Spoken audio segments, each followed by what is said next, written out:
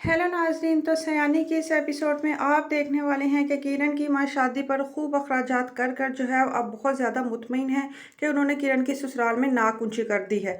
दूसरी तरफ बुख्तियार जो है वो अब अपनी अम्मी से कह रहा है कि आपने कहा था कि शादी के ख़त्म होते ही आप मुझे कारोबार के लिए पैसा देंगी, तो प्लीज़ मुझे कारोबार के लिए पैसा दें ताकि मैं भी कुछ थोड़ा सा अपना मुस्तकबिल सेट कर लूँ। तो उसकी माँ कहेगी कि कितने पैसे तुम्हें चाहिए? तो वो कहेगा मैं किसी शॉपिंग मॉल में दुकान खरीदना चाहता हूँ जिसके लिए मुझे 50-60 लाख रुपया चाहिए ताकि मेरा वहाँ से किराया आता रहे और मैं साथ-साथ नौकरी भी करता रहूँ। तो उसकी माँ कहेगी ज़्यादा ही तुमने मुँह फाड़ के 50-60 लाख रुपया माँग लिया है, इतने पैसे मेरे पास कहाँ से आएँगे? मैं तुम्हें थोड़ी यहाँ माँग दूँगी, इससे ज़्यादा मैं तुम्हें कुछ नहीं दे सकती।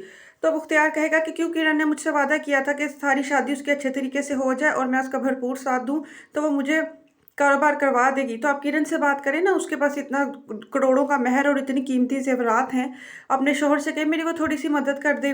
तो उसकी माँ कहेगी बहुत ही बेगैरत हो तुम, अब शादीशुदा बहन के पैसे के ऊपर तुमने नज़र रखी हुई है। मैं उसको कैसे कहूँ कि वो तुम्हें पैसा दे? क्या कहेगी वो अपने शौहर को कि उसके मेरे कंगले भाई के पास कुछ भी नहीं है, जो वो मेरे पैसे पर नज़र रखे हुए है? बड़ा ही शर्मिंदा किया है मुझे तुमने।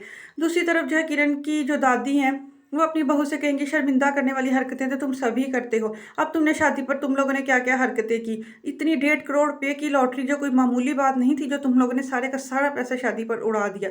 भला बंदा अक्ल से काम ले, वही कोई तुम घर खरीदती, कोई कारोबार करती ताकि तुम लोगों को इस बात का मुस्तकिल फ़ायदा होता रहता। मगर किरण की माँ कहेगी आप फ़िक्र ना करें, मैं पुराने मोहल्ले में छोटे से में थोड़ा ही जाऊँगी, किसी न किसी अच्छे मोहल्ले में मैं घर किराए पर लेकर मैं वहाँ शिफ्ट होंगी। थोड़े बहुत ही पैसे मैंने अपने पास रखे हुए हैं, अब मैं इतनी भी बेवकूफ़ नहीं हूँ। किरण के शौहर ने तो वैसे भी गाड़ी लेने से मना कर दिया है जहेज़ में, तो मैं वो गाड़ी वाला पैसा जो है वो इस्तेमाल करूँगी तो किसी अच्छी जगह पर घर लूँगी। किरण की सास तो सर पीट कर ही बैठ जाती हैं कि ये ना जाने किस तरह के शोखे लोग हैं। बिल्कुल ही इन्होंने पानी की तरह सारा पैसा शादी की फ़िज़ूल रसूमात पर बहा दिया है और अब अब फ़िज़ूल के किराए के घर में शिफ्ट होना चाह रही है।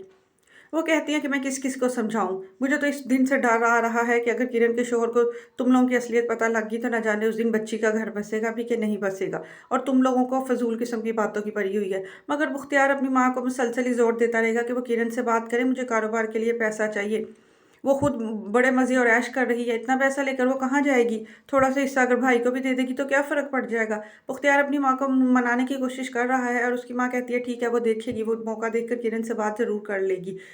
दूसरी तरफ किरण को जो है वो ज़रबाब घुमाने बाहर लेकर जाता है और फिर वो बाहर जाकर भी वो महँगी-महँगी चीज़ों पर हाथ रखती है और फ़िज़ूल अख़राजात लगवाती है और महँगी-महँगी किस्म की शॉपिंग करती है। दूसरी तरफ ज़ुहैब जो है वो सोच लेता है कि वो उजाला से शादी तो करना चाहता ही है, तो इस सिलसिले में उसे अपनी भाभी से बात करनी चाहिए। हो सकता है कि भाभी उसकी रिश्ता करवाने में मदद करें। मगर वो नादान ये नहीं जानता होता तो भाभी जो है वो तो उजाला से बिल्कुल ही जलन का शिकार है। वो तो उसको कभी भी अपने बराबर का मकाम नहीं दिलाएगी। लेकिन वो बेख़बरी में जो है वो अपनी भाभी से बात कर लेता है। उनको कहता है कि मुझे आपके रिश्तेदारों में एक लड़की पसंद है, आप उसके साथ मेरे रिश्ते की बात चलवा दें। तो किरण कहेगी कौन-सी लड़की पसंद है तुम्हें?